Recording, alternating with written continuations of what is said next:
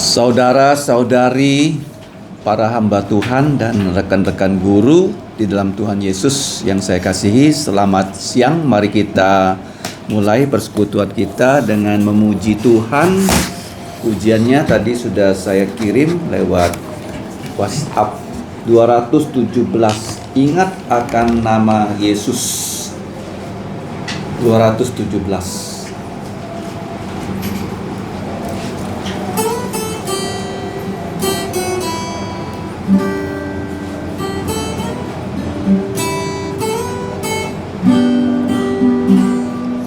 Ingat akan nama Yesus, kau yang susah dan sedih, nama yang menghiburkanmu kemanapun kau pergi. Indahlah namanya, pengharapan hidupku. Indahlah namanya, kesukaan yang bakal. Ingat akan nama Yesus, itulah perisaiku. Bila datang pencobaan, itu yang menolongku. Indahlah namanya, pengharapan hidupku. Indahlah namanya, kesukaan yang kekal. Indah harum nama Yesus, ku suka menuturkan. Ku beroleh penghiburan dan jantungku bergema. Indahlah namanya, pengharapan hidupku. Indahlah namanya, kesukaan yang bakal. Mari kita mulai dengan berdoa. Bapa, kami datang mengucap terima kasih untuk kasih-Mu yang besar, sehingga Putra-Mu Yesus menghadiahkan kami keselamatan melalui pengorbanannya di atas kayu salib, sehingga melalui darahnya dosa-dosa kami bisa dihapus. Dan kami bersyukur di siang hari ini Engkau memberikan kami kesempatan selain memuji nama-Mu, kami juga dapat bersekutu belajar firman-Mu. Pimpinlah acara ini, bahkan nanti setelah itu kami ada persekutuan doa, supaya nama-Mu yang dimuliakan, kehendak-Mu yang dilaksanakan. Dengarkan doa kami dalam nama Tuhan Yesus, kami berdoa dan bersyukur. Amin. Mari kita membuka kembali Wahyu pasal 1. Kita akan membaca satu orang satu ayat. Saya akan mulai nanti searah jarum jam. Tolong disimak kalau berjumpa dengan kata jemaat ya, dapat kita ganti dengan kata gereja. Kalau sudah dibuka bagian firman Tuhan ini, mari kita baca secara bergilir. Saya akan mulai ayat 1. Demikianlah bunyi firman Tuhan.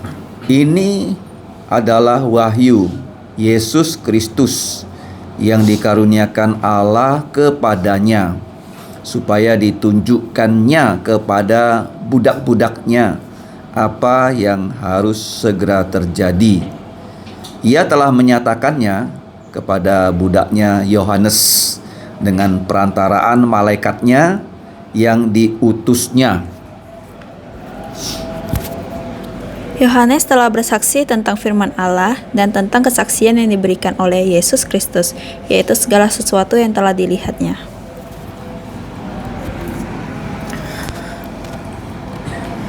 Berbahagialah ia yang membacakan dan mereka yang mendengarkan kata-kata nubuat ini dan yang menuruti apa yang ada tertulis di dalamnya, sebab waktunya sudah dekat. Dari Yohanes kepada ketujuh gereja yang di Asia Kecil, kasih karunia dan damai sejahtera menyertai kamu, dan dari Dia yang ada dan yang sudah ada dan yang akan datang, dan dari ketujuh roh yang ada di hadapan tahtanya.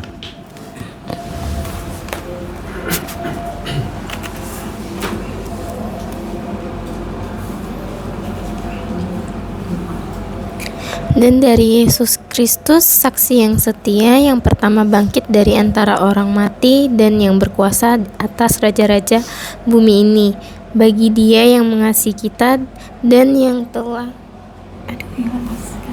melepaskan kita dari dosa kita oleh darah-Nya, dan yang telah membuat kita menjadi suatu kerajaan, menjadi imam-imam bagi Allah Bapa-Nya. Bagi Dialah kemuliaan dan kuasa sampai selama-lamanya. Amin. Lihatlah, ia datang dengan awan-awan dan setiap mata akan melihat Dia. Juga mereka yang telah menikam Dia, dan semua bangsa di bumi akan meratapi Dia. Ya, amin.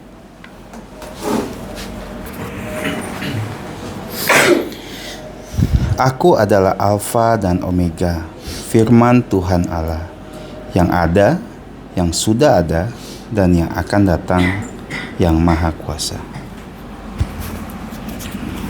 Aku, Yohanes, saudara dan sekutumu dalam kesusahan, dalam kerajaan, dan dalam ketekunan menantikan Yesus, berada di pulau yang bernama Patmos oleh karena firman Allah dan kesaksian yang diberikan oleh Yesus.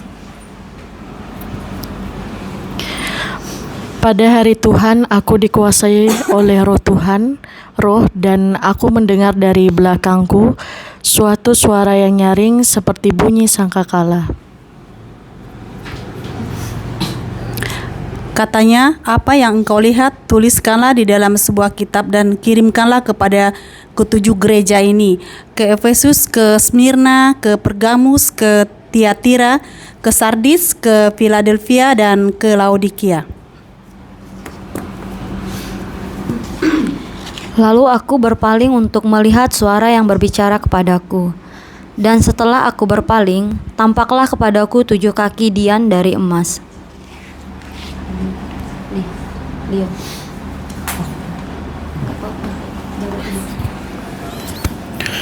Dan di tengah-tengah kaki dian itu ada seorang serupa anak manusia, berpakaian jubah yang panjangnya sampai di kaki, dan dadanya berlilitkan ikat pinggang dari emas.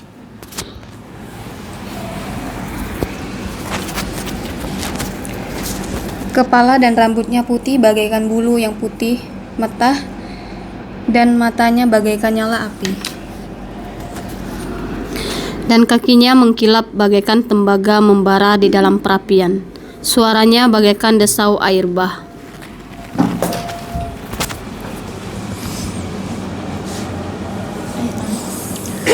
Di tangan kanannya ia memegang 7 bintang, dan dari mulutnya keluar sebilah pedang tajam bermata 2, dan wajahnya bersinar-sinar bagaikan matahari yang terik.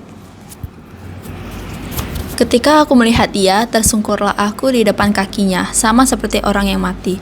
Tetapi ia meletakkan tangan kanannya di atasku, lalu berkata, "Jangan takut, aku adalah yang awal dan yang akhir. Dan yang hidup, aku telah mati, namun lihatlah, aku hidup sampai selama-lamanya, dan aku memegang segala kunci maut dan kerajaan maut. Karena itu tuliskanlah apa yang telah kau lihat, baik yang terjadi sekarang maupun yang akan terjadi sesudah ini.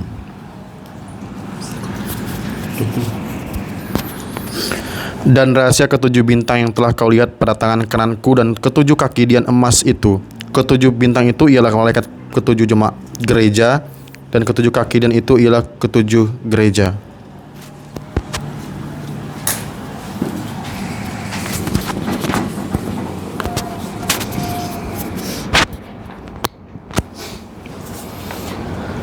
Selamat siang, kita bersyukur dapat diberi kesempatan mempelajari kitab Wahyu.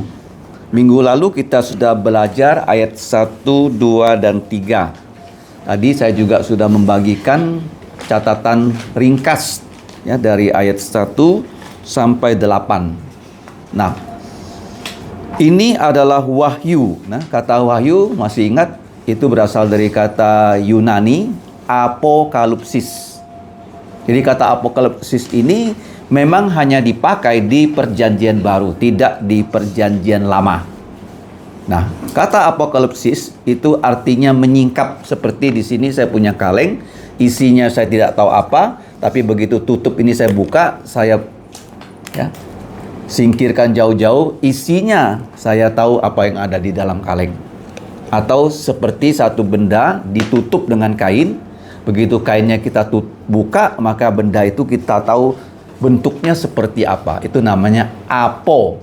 Kalau apo itu artinya dibuka, ya dibuat jauh sekali. Ya, karena bahasa Yunani ada kata depan apo.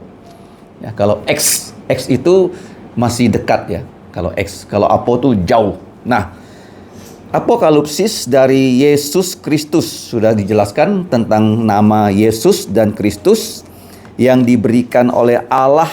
Nah, di sini Allah Bapa ya. Jangan lupa Allah itu Tritunggal, 3 pribadi tapi satu Allah. Sudah sering dijelaskan bahwa kalau Allah itu hanya satu pribadi, itu tidak bisa diterima secara logika. Kenapa? Karena sebelum segala sesuatunya ada, Allah adalah kasih. Kalau dia adalah kasih, sebelum manusia diciptakan, kepada siapa dia mengasihi? Tentu Bapa mengasihi Putra. Nah, kalau Allah hanya 2 pribadi pun, itu tidak cukup. Karena Yesus berada di bumi, dia perlu berapa saksi? 2. Jadi waktu Yesus dibaptis, ada 2 saksi, yaitu Bapa bersuara, inilah putraku yang kukasihi, kepadanya aku berkenan, dengarkanlah dia, itu saksi pertama. Kalau hanya 1 saksi tidak cukup. Saksi kedua, Roh Kudus turun dalam bentuk burung merpati. Jadi di sini wahyu itu memang miliknya Allah Bapa, diberikan kepada Yesus Kristus. Nah, Yesus Kristus pernah berkata ya bahwa tentang akhir zaman tidak ada yang tahu kecuali Bapa. Malaikat pun tidak, putra manusia pun tidak. Itu berbicara tentang inkarnasinya sebagai manusia. Yesus itu ya sebagai manusia loh, dia perlu belajar ABCD. Yesus perlu belajar berjalan sebagai manusia. Paham ya? Jadi dia mengalami proses. Tetapi sebagai putra Allah, dia maha tahu. Mengerti ya? Jadi Yesus itu satu pribadi, 2 natur. Ingat baik-baik. Ini hal-hal yang susah ya dimengerti. Allah Tritunggal, 3 pribadi, 1 Allah, bukan 3 Allah. Kemudian Yesus satu pribadi, dia bukan 2 pribadi. Kalau 2 pribadi itu namanya bipolar. Ya, orang gila ya. Itu bipolar ya. Orang gila disebut apa? Bipolar. Nah, Yesus satu pribadi tapi 2 natur. Naturnya sebagai manusia, dia mengalami proses. Dia menerima dari Bapa wahyu. Kemudian wahyu ini kalau kita lihat ya ditunjukkan kepada budak-budaknya, dalam hal ini diwakili oleh Yohanes, tapi melalui malaikat-malaikat. Nah, kalau kita melihat ya, nah kata wahyu ini itu dinyatakan. Nah, kata wahyu saya sudah share di dalam WA group, itu pertama kali dipakai di Injil Lukas 2:32. Saya bacakan, yaitu terang yang menjadi penyataan. Nah, kata penyataan itu adalah kata apokalipsis ya, untuk bangsa-bangsa lain dan menjadi kemuliaan untuk umatmu Israel ya. Ini tentang kelahiran Yesus di Lukas 2 ayat 32. Nah, kemudian kalau kita lihat wahyu ini diberikan oleh Bapa kepada Yesus Kristus.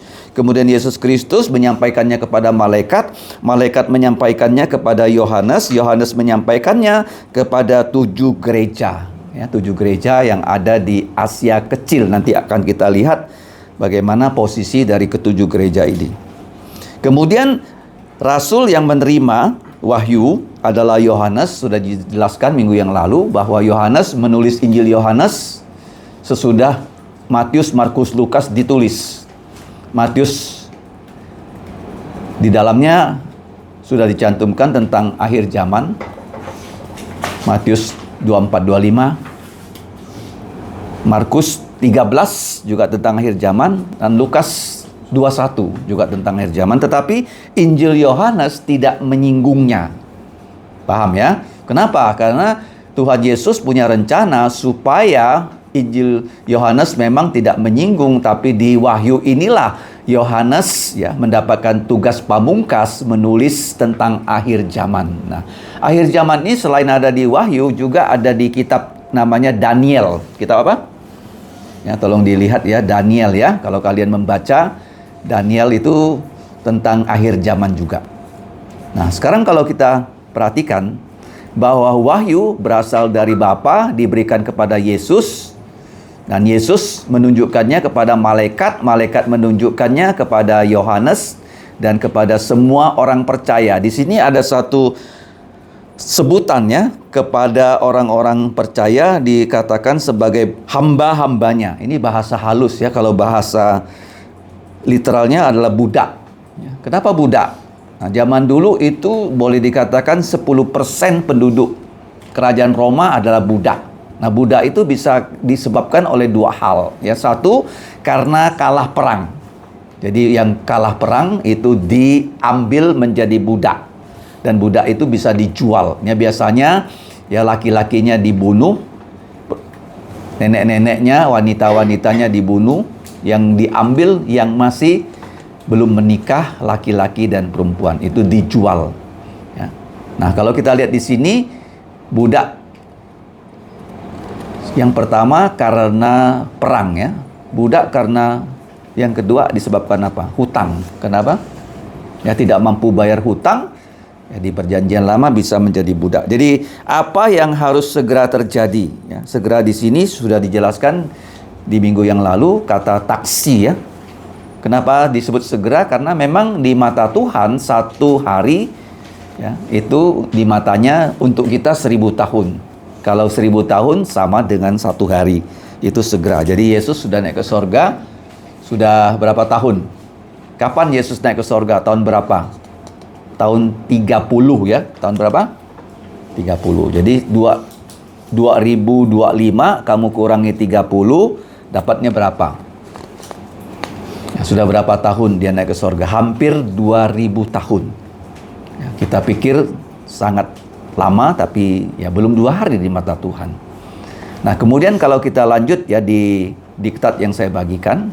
Nah, tujuan dari kitab Wahyu ya, kalau kita lihat ya, supaya para hamba-hamba Tuhan bisa mengerti peristiwa yang akan terjadi di akhir zaman.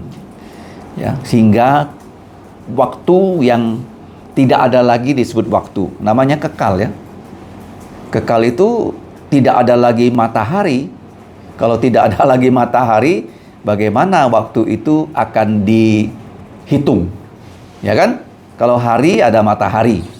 Kalau di dalam kerajaan 1000 tahun masih ada waktu, tapi di waktu yang kekal ya, kita tidak lagi berbicara tentang satuan-satuan waktu karena kekal ya. Dalam Wahyu pasal 21-22 itu adalah langit baru, bumi baru, dan Yerusalem baru. Nah, kata doulos di sini sudah dicatat juga dalam diktat 14 kali dalam kitab Wahyu. Dalam perjanjian baru itu 111 kali. Ya, doulos itu terjemahan literalnya adalah bond slave, budak.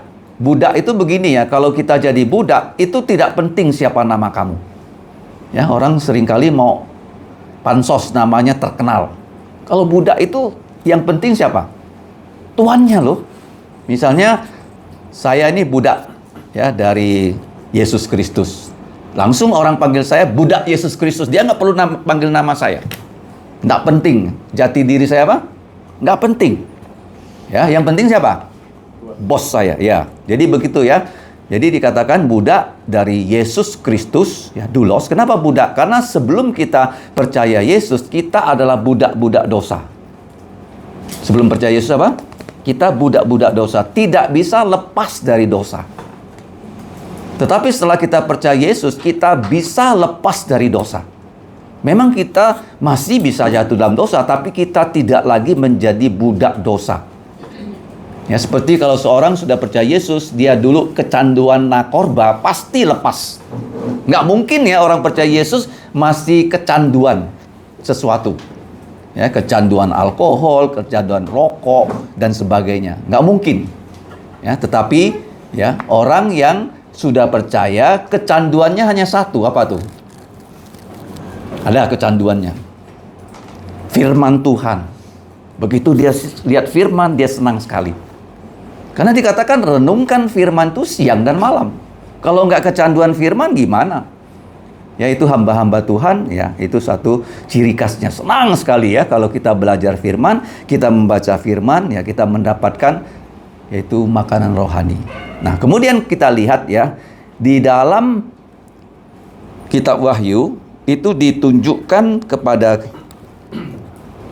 Yohanes hal-hal yang harus segera terjadi. Nah, ada highlight di sini, hal-hal yang harus segera terjadi itu dibagi menjadi 5 bagian. Ya, di diktat bisa kalian lihat. Yang pertama, peristiwa-peristiwa sepanjang zaman gereja di dalam kitab Wahyu. Jadi Wahyu 1, Wahyu 2, Wahyu 3 tentang 7 gereja yang pada saat itu ya hampir berganti abad kedua, masih akhir dari abad pertama. Ada gereja Efesus sampai gereja Laodikia di Asia, yaitu pasal 1 sampai pasal 3. Kemudian pasal 4, pasal 5, peristiwa ini terjadi di surga. Di mana? Di surga. Nah, kemudian yang ketiga, peristiwa yang terjadi setelah di surga itu akan terjadi ya di akhir zaman dari Wahyu 6 sampai 19. Ini kata yang menarik ya, 19 ya. Kalau kita ingat COVID-19. Kalau di sini bukan COVID-19 tapi Wahyu 19. Tapi ditarik ke belakang dari Wahyu 6 sampai Wahyu 19 itu tentang yang dinamakan Great Tribulation atau kesusahan besar atau sengsara besar. Itu disebut sebagai minggu ke-70. Minggu ke berapa? Ya, 70. Jadi waktu orang Israel itu ditawan ke Babel itu 70 tahun. Tapi waktu Daniel ya diberikan visi dan mimpi tentang akhir zaman, Tuhan berbicara tentang 70 sabat. 70 kali 7 tahun. Tolong ditulis ya. 70 kali 7. Jadi 490. Ya. Nah, bagaimana memakainya? 7 kali 7 yang pertama, 7 kali 7 adalah 49 tahun. Ya, 49 tahun. Setelah mereka pulang dari Babel, itu dipakai oleh orang Israel untuk membangun kota Yerusalem. Kalau kamu baca kitab Nehemia, mereka membangun tembok. Membangun apa? Tembok. Itu 7 kali 7 yang pertama, 49 tahun. Nah, sedangkan ya setelah itu ada berapa? 62. 7 kali 7 ya. 62 kali 7 berapa? Ya. 483. Betul nggak? Betul? 483. Jadi 62 dikali 7, 483 tahun. Itu dipakai ya dari saat ya kota Yerusalem sudah berhasil dibangun, dihuni, sampai dengan Yesus Kristus disalibkan. Ya, Mesias itu dipotong ya, di cut off. Persis ya, sudah terjadi juga, sudah dipakai 69 kali 7. 7 kali 7 untuk membangun kota Yerusalem bersama Bait Allah dan seterusnya. Kemudian mengisi kota itu dengan penduduk. Kemudian setelah itu mereka siap ya menyambut kedatangan Yesus ya. Jadi 62 kali 7 berikutnya itu sampai Yesus datang, Yesus melayani, Yesus disalib, Yesus mati, dan Yesus dikubur, bangkit, menampakkan diri, naik ke sorga. Itu tahun 30 sudah selesai. Jadi masih sisa 1. Masih sisa apa? 1 kali 7. Nah, kapan ini terjadi? 1 kali 7 akan terjadi di pasal 6 sampai 19 dari Wahyu. Akan terjadi. Nah, jadi ada 3 hal ya. 1, tentang gereja, 2 tentang peristiwa di sorga, kemudian di pasal 6 sampai 19 itu adalah 7 tahun atau minggu ke-70 atau sabat ke-70 ya. Jadi 7 tahun nanti akan dijelaskan ya. Nah 7 tahun itu begini ya, 3,5 tahun itu damai semu ya, sangat menarik ya damai semu ini. Kalau kita lihat ada penunggang kuda putih ya, sudah saya jelaskan bahwa mirip dengan bendera Palestina kan. Masih ingat warnanya apa? Putih, merah, hitam, dan hijau. Jadi kuda putih keluar, penunggang kudanya itu memegang busur, tidak memegang panah. Artinya begini, dia menaklukkan seluruh dunia, ya, menawarkan yang namanya damai semu.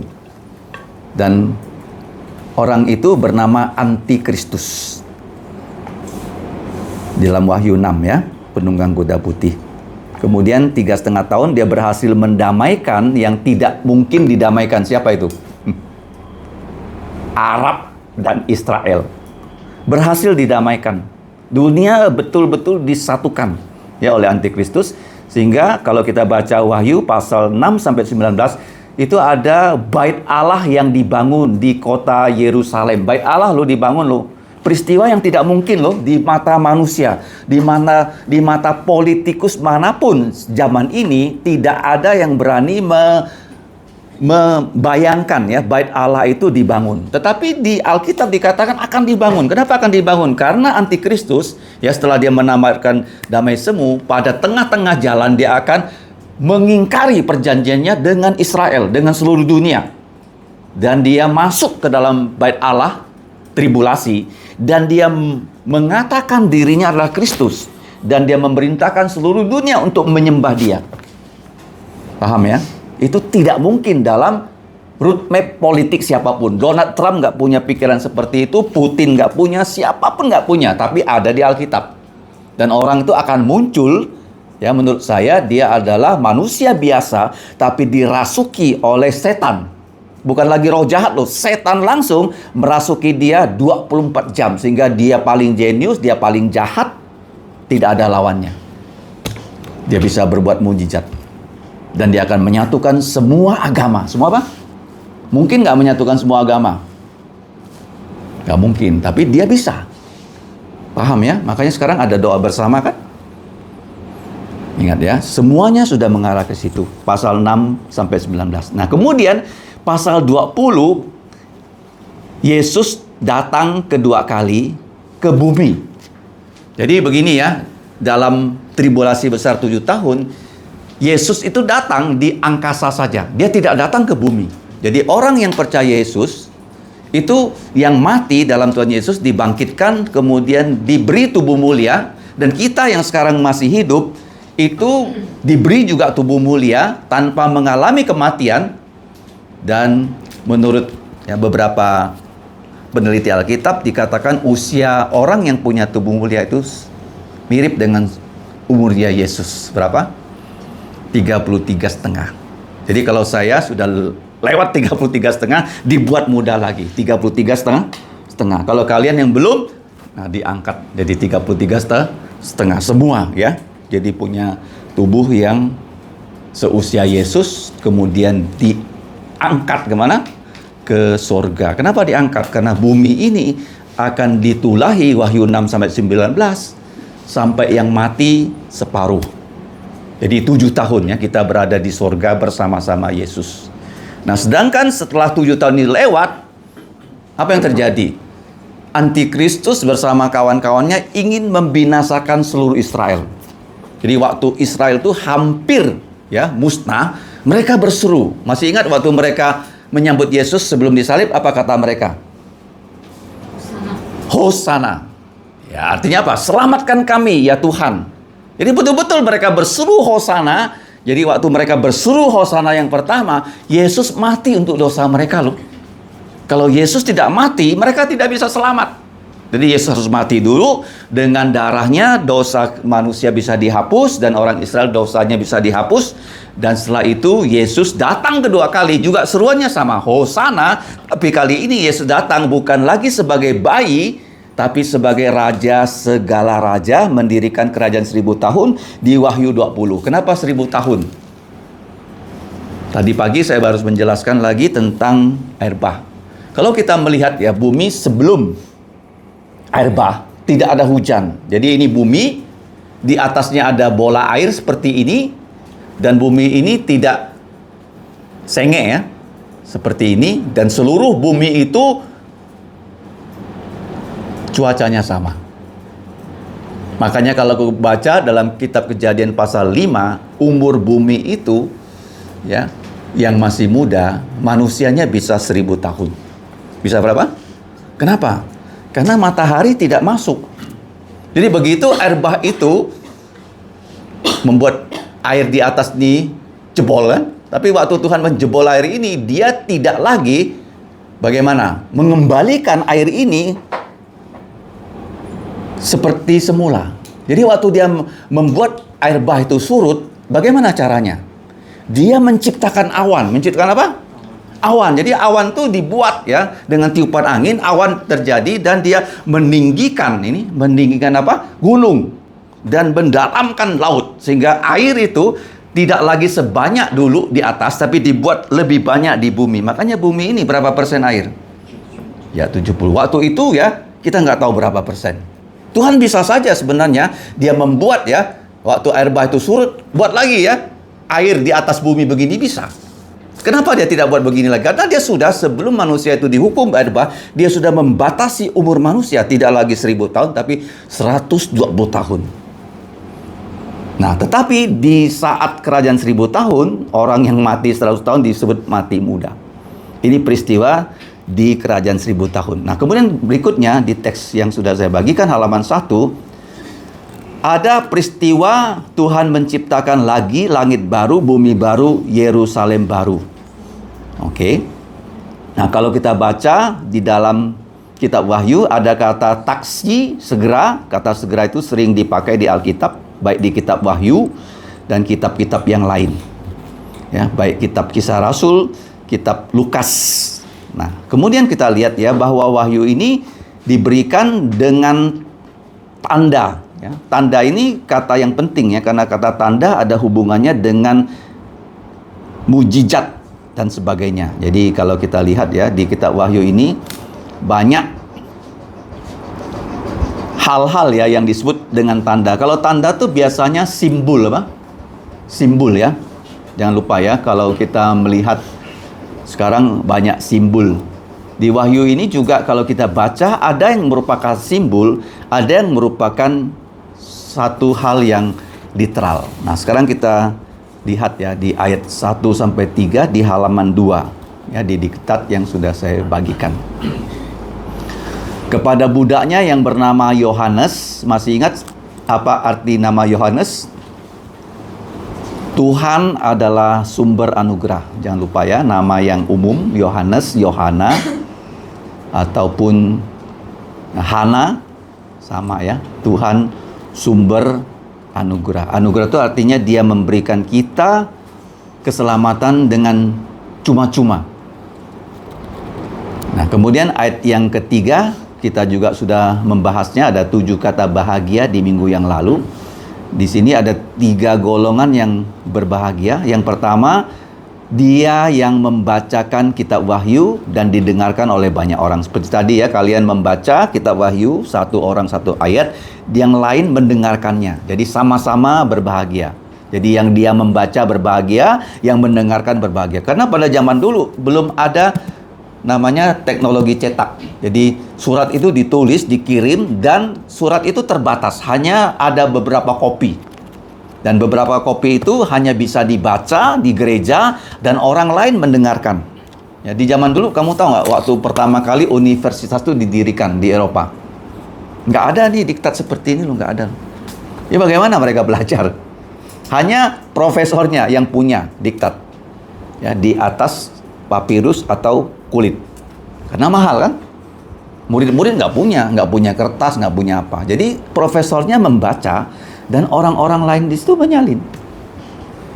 Nggak mungkin mereka ya suruh orang salin, mahal sekali. Atau mereka fotokopi, nggak ada.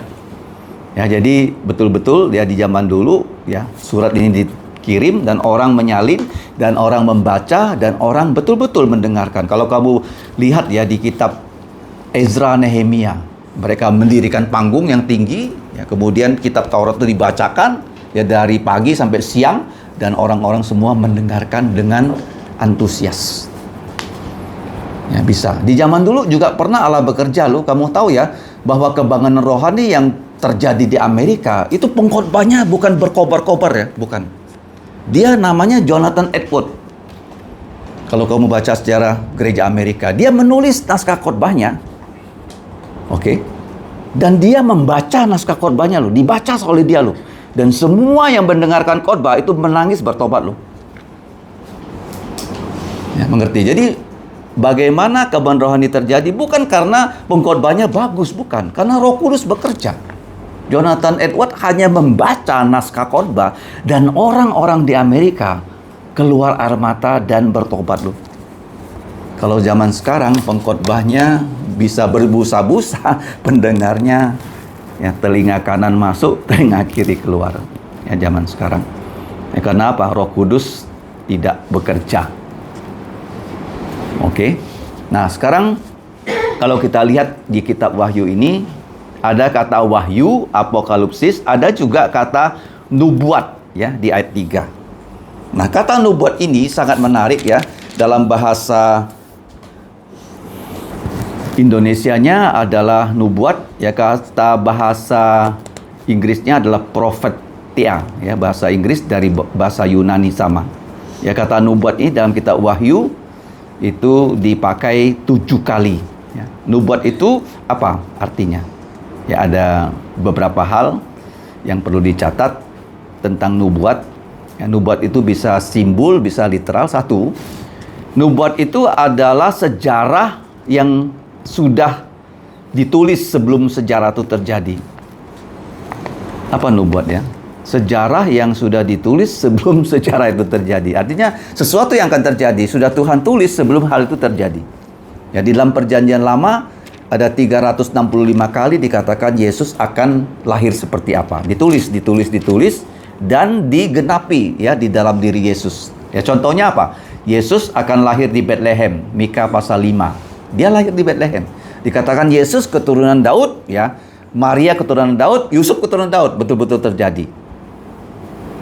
Ya, jadi kita melihat Yesus ya akan lahir di zamannya Roma. Kalau dilihat patung dari Nebukadnezar, ada batu, ya batu itu tanpa dilepaskan oleh tangan manusia, dilempar oleh Allah, kena kepada kaki itu lambang dari kerajaan Roma, dan patung ini ambruk dan jadi debu. Tetapi batu yang menimpa patung itu berubah menjadi gunung yang besar. Ya, jadi Injil itu disebarkan sejak Yesus datang.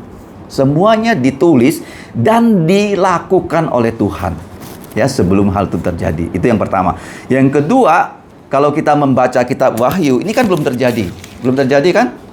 Tapi dalam pikiran kita harus tahu ini sudah terjadi di mata Tuhan. Jadi buku Wahyu ini memang masa depan, tapi juga masa lalu sudah terjadi di mata Tuhan. Ya, seperti kita membaca buku sejarah, tapi ini sejarah masa depan. Hanya orang Kristen ya yang punya privilege seperti itu, kehormatan. Kamu tahu nggak di dunia ini, nggak ada orang yang tahu masa depan. Nggak ada. Iblis pun nggak tahu. Iblis tidak bisa membaca pikiran manusia. Tidak bisa. Paham ya? Iblis kalau bisa membaca pikiran kita, dia bisa bagaimana? Mengubah pikiran kita. Dia nggak bisa. Dia hanya bisa mencobai kita, menggoda kita supaya pikiran kita tuh berubah. Dia nggak bisa masuk di pikiran manusia, terus pikiran manusia itu diubah oleh dia. Kalau Tuhan bisa. Tuhan bisa ya mengubah pikiran kita karena dia menguasai lubuk jantung orang termasuk raja. Paham ya? Jadi kita harus tahu Wahyu ini memang belum terjadi, tapi kita membacanya kita harus tahu seperti sudah terjadi. Nah, yang ketiga, jangan cari makna tersembunyi. Ya, banyak gereja itu salah tafsir Wahyu karena mereka menafsirkan secara simbolik. dan mereka itu salah, ya, khususnya gereja-gereja yang tidak percaya akan wahyu tentang kerajaan 1000 tahun. Nah, mereka mengatakan wahyu ini seperti sejarah gereja sudah terjadi, padahal ini belum terjadi. Ya, belum terjadi wahyu ini, ya. Wahyu ini akan terjadi kalau Yesus datang. Ya, Yesus datang di angkasa, kita ya diberi tubuh mulia bersama orang yang sudah mati naik ke sorga. Itu baru ya wahyu ini dari pasal 6 sampai pasal 19. Yang keempat, jangan berpikir bahwa nubuatan itu ya harus digenapi dulu baru bisa kita pahami. Kita bisa memahami nubuatan ini, ya, tapi memang tidak full ya memahaminya. Sampai peristiwa itu terjadi, baru betul-betul kita faham. Ya, seperti misalnya ya Tuhan Yesus, ya, dia akan masuk ke kota Yerusalem, naik keledai. Nah, waktu itu terjadi, kita baca, kita tahu ya bahwa itu keledainya ada 2 ekor, yang satu belum pernah ditunggangi, satu induknya, dan Yesus masuk. Itu dikatakan dalam kitab ya Zakaria. Nah, kemudian kalau kita lihat ya, yang kelima, karena wahyu adalah berasal dari Allah, kita harus mengartikan wahyu dengan pikiran Allah. Nggak boleh ya kita dengan pikiran kita menafsirkan wahyu. Nah, di dalam wahyu ada hal yang bersifat literal, ada hal yang bersifat kiasan. Ya, tolong diingat ya. Wahyu ini kalau kamu baca, ada yang kiasan. Seperti misalnya tadi kamu baca, ya, ada disebut yang dinamakan apa? Kaki dian, ya, bahasa lamanya kaki dian, tapi di sini Alkitab edisi baru, ya, edisi kedua itu disebut kaki pelita, kaki lampu, ya, ada 7 cabang. Itu adalah simbol untuk 7 gereja. Jadi simbol ya. Di wahyu ini ada yang berupa simbol, ada yang betul-betul literal. Ngerti ya? Jadi wahyu jangan semua disimbolkan. Jangan juga semua diliteralkan. Memang ada yang simbol, ada yang literal ya. Seperti perjamuan kudus, roti itu simbol ya, simbol dari tubuhnya Yesus. Ya, kalau orang Katolik mengatakan literal. Kenapa literal? Mereka mengatakan ketika imam ya memberkati roti, roti berubah menjadi darah tubuhnya Yesus. Jadi kalau roti itu nggak habis, mereka simpan ya di dalam satu wadah. Kalau mereka masuk gereja, ketemu rotinya begini mereka. Mereka bilang itu tubuhnya Yesus. Itu nggak betul apa? Karena itu simbol ya, simbol tapi punya arti rohani. Nah, kalau kita bilang itu simbol saja, itu juga tidak betul ya. Simbol dengan berkat rohani. Simbol dengan apa? Berkat rohani. Bukan hanya simbol ya. Perjamuan kudus itu kamu jangan bilang, oh ini simbol, nggak apa-apa, saya lakukan dengan sembarangan. Nggak bisa. Karena itu simbol yang sakral, dia ada berkat rohani. Yang terakhir ya, pakailah Alkitab untuk menjelaskan Alkitab. Jadi semakin kita tahu Alkitab, kita bisa semakin mengerti Alkitab. Karena perjanjian lama dijelaskan oleh perjanjian baru dijelaskan juga oleh perjanjian lama. Jadi kita harus ya menafsirkan Alkitab dengan Alkitab. Nah, kemudian dikatakan berbahagialah orang yang membaca dan mereka yang mendengar dan mereka yang menjaga. Nah, kata menjaga ini penting ya. Apa itu menjaga? Menjaga firman, artinya firman itu selain sudah ada di dalam ya dokumen, firman itu juga sudah harus ada di dalam pikiran kita. Firman-Mu ya, pelita untuk kakimu. Firman-Mu kesimpan dalam jantungku supaya aku jangan berdosa pada Engkau. Jadi firman itu tidak hanya di HP kita, tidak hanya di dalam ya buku seperti ini, harus kita baca. Kita apa? Baca. Kalau tidak baca, firman itu tidak ada faedahnya untuk kamu. Ya, seperti kita makan, setiap hari harus makan. Kalau tidak makan, kita pasti bisa mati. Ya, demikian juga rohani. Kalau enggak, rohani kita gimana? Koma, apa? Ya, koma. Ya, yang tidak pernah baca firman, rohaninya bagaimana? Koma ya. Ya, koma itu mahal loh. Kalau kamu masuk ICU koma, 1 hari berapa? Jutaan ya. Ya, jangan sampai rohani kita koma ya, jadi ongkosnya berat sekali. Nah, kata menjaga di sini penting sekali ya. Jadi firman Tuhan itu ya kita jaga artinya sudah ya kita miliki ya dalam pikiran kita percaya, kita laksanakan. Dan dikatakan yang kedua, firman ini kita pelihara. Kenapa dipelihara? Jangan sampai firman ini disalahartikan. Karena di dunia ini begitu banyak sekarang orang menyelewengkan firman Tuhan. Jadi kita harus tahu ajaran yang benar dan kita menjaganya supaya kalau ada orang mengajarkan sesuatu yang lain, kita bisa bilang itu salah, ini yang benar.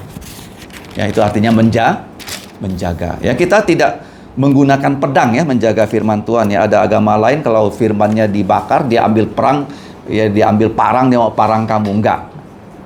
Kalau orang sekarang misalnya dia membakar Alkitab, boleh nggak kita parang dia? Hah? Nggak boleh secara hukum. Paling kamu laporkan dia ke polisi.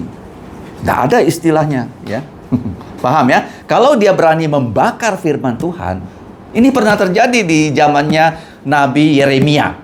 Jadi waktu Yeremia diperintahkan Tuhan menulis ya tentang masa depan kerajaan Israel yang akan diruntuhkan, rajanya nggak terima loh. Begitu firman ini diterima di tempat dia pakai pisau, itu dia sobek-sobek, dia lempar ke mana? Dalam api. Apakah Yeremia ambil parang dia? Enggak juga. Tuhan bilang sama Yeremia, kamu tulis lagi firman yang sama isinya, tambahkan kutuknya. Tambahkan apa? Nah, kutuknya. Jadi orang yang berani melawan firman, Tuhan sendiri yang akan menghakimi, menghukum dia. Ya, kita hanya ya bisa ya, berkata pada Tuhan, Tuhanlah yang bertindak. Jadi menjaga di sini satu, ya masuk dalam pikiran kita. Ya ingat ya. Dua, apa? Jangan sampai kita nggak ngerti sehingga orang mengajarkan yang salah, kita iakan juga ya yang salah. Yang ketiga apa? Ya, kita menjaganya ya, untuk supaya generasi berikutnya juga punya firman yang sama. Penting loh, kamu sebagai guru bukan hanya kamu ngerti, mau diteruskan kepada generasi berikutnya. Ya sampai Yesus datang kedua kali. Ada dua ayat yang sangat penting di sini. Janji Tuhan, coba kita buka Mazmur 17:8. Tuhan akan menjaga kita sama dengan biji matanya. Coba satu dari kita membacanya. Saudara Heri, Mazmur 17 ayat 8.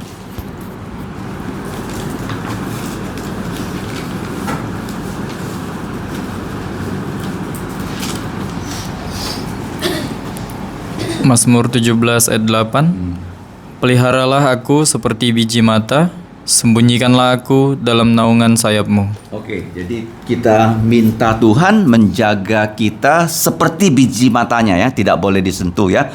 Kemudian Saudara Abilio, Amsal 7 ayat 2. Ada timbal baliknya ya, tidak hanya kita minta Tuhan menjaga kita seperti biji matanya, kita menjaga firman-Nya seperti biji mata kita. Amsal 7 ayat 2. Amsal 7 ayat 2, berpeganglah pada perintahku dan engkau akan hidup, simpanlah ajaranku seperti biji matamu. Ya, jadi menyimpan ya. Kata menjaga di sini bahasa Ibrani sangat penting ya, yaitu yang pertama ada hubungannya dengan kata dengar. Kita nggak mungkin menjaga kalau kita tidak mendengar.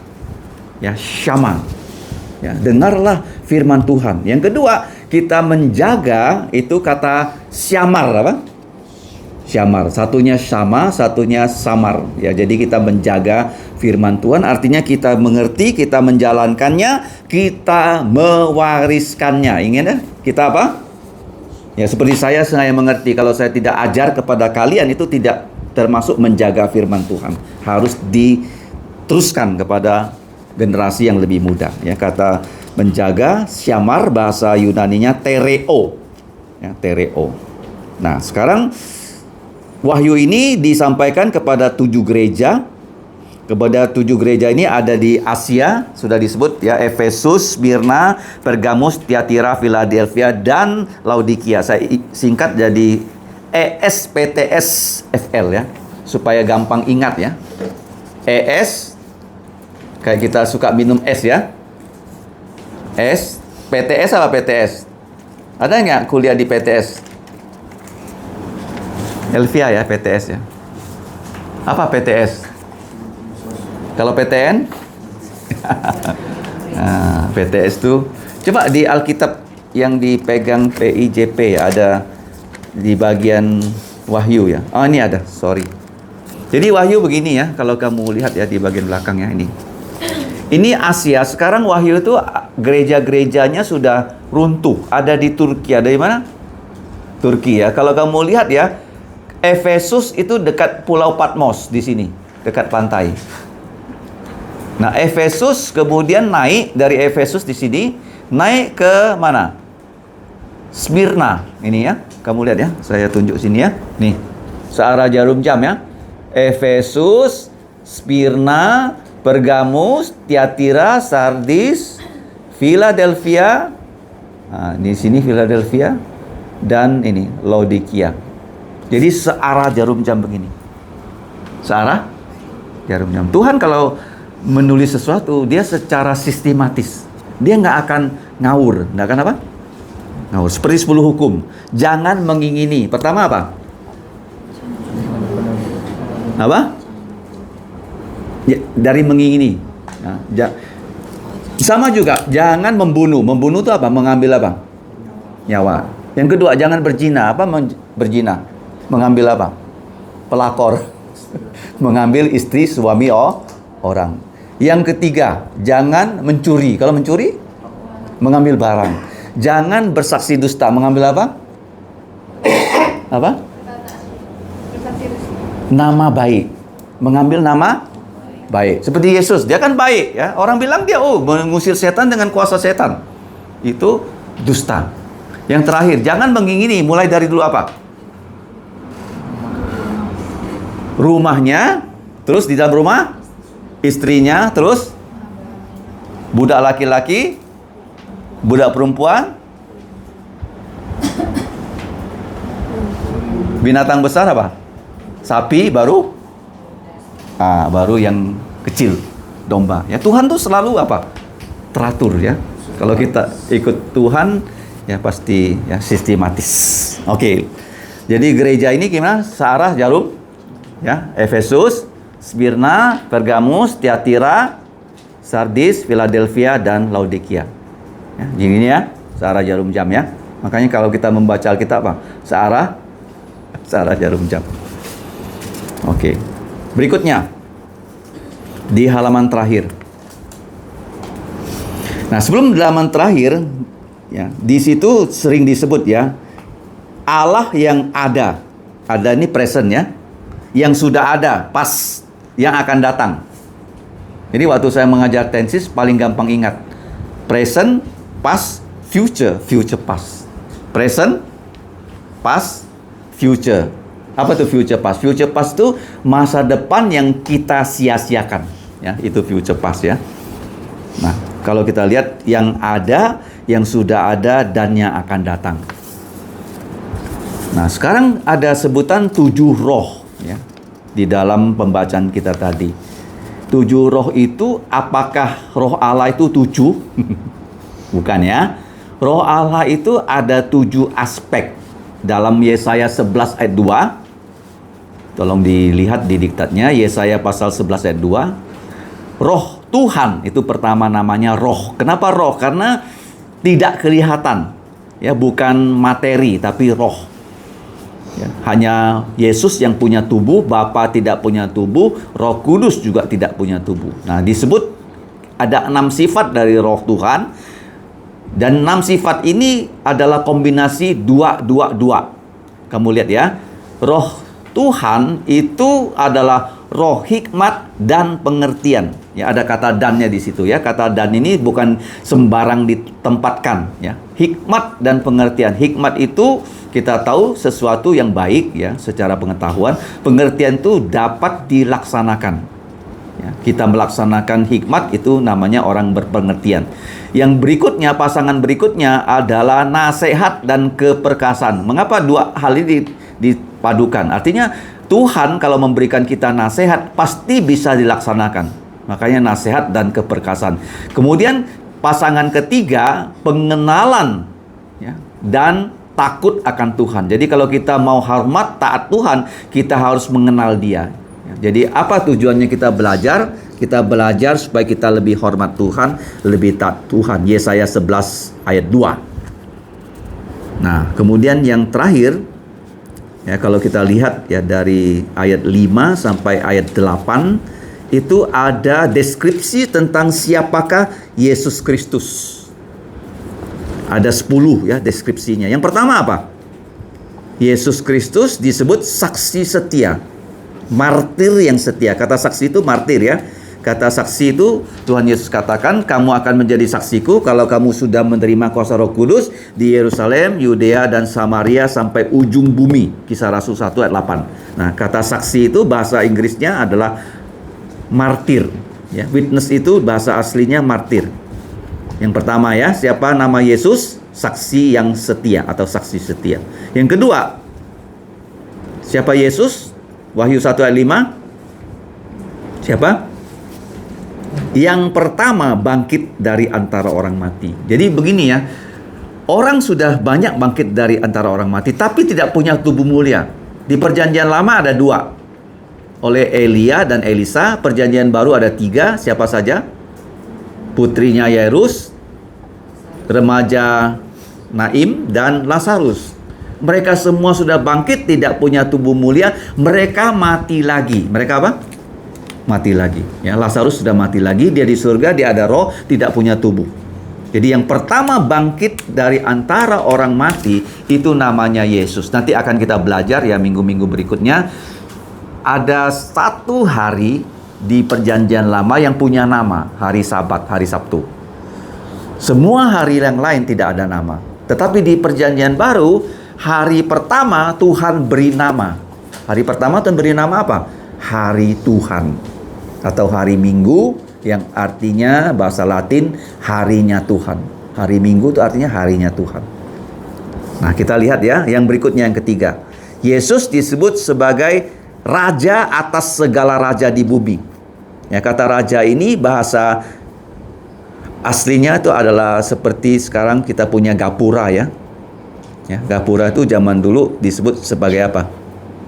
Ya, arsitek atau arke. Kenapa begitu ya? Karena zaman dulu semua pemimpin itu bertemunya di pintu gerbang. Di pintu apa?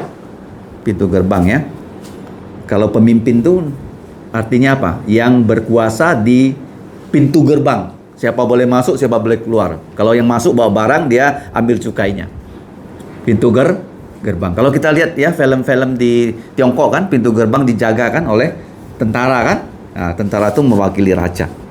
Ya seperti orang bawa masuk Indonesia, dia permisi sama siapa? Menteri Investasi kan? Wakilnya dari presiden ya. Jadi ada pintu gerbangnya ya, walaupun sekarang pintu gerbangnya sudah bersifat virtual ya ataupun ya, online. Yang 4, apa gelarnya Yesus di ayat 5? Dia mengasihi kita.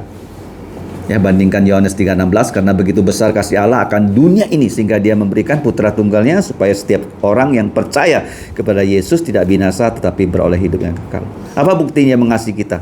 Yang kelima, dia membasuh kita dari dosa-dosa kita dengan darahnya. Jadi begini ya, ini satu paket ya.